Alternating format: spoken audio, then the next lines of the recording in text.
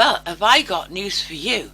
On the end of the last video, I was talking about the A4 or A3 copier paper, and this is the one we're doing next week.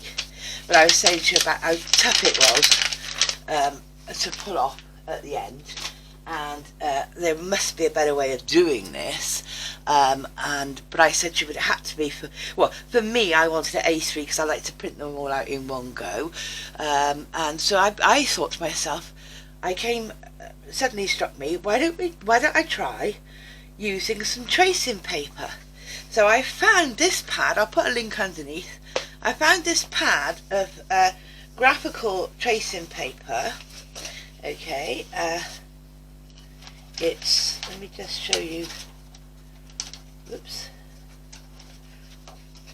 Typical figures and sums again. So one sheet it's on a pad, so you have to pull the sheet out. But one sheet is like that, yeah.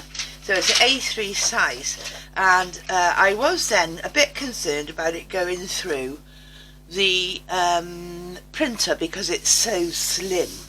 But I did notice that on my printer settings, when I went to print, I could change the paper from normal paper to thin stroke recycled paper, which then meant that it was expecting it not to be as thick.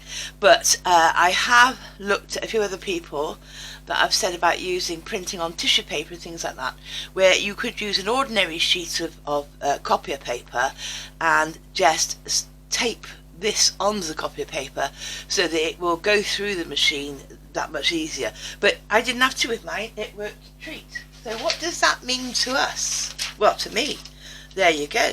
So I printed out, this is A3 size, this is next week's square, so I printed that out, and of course what that means is I have to flip a bit,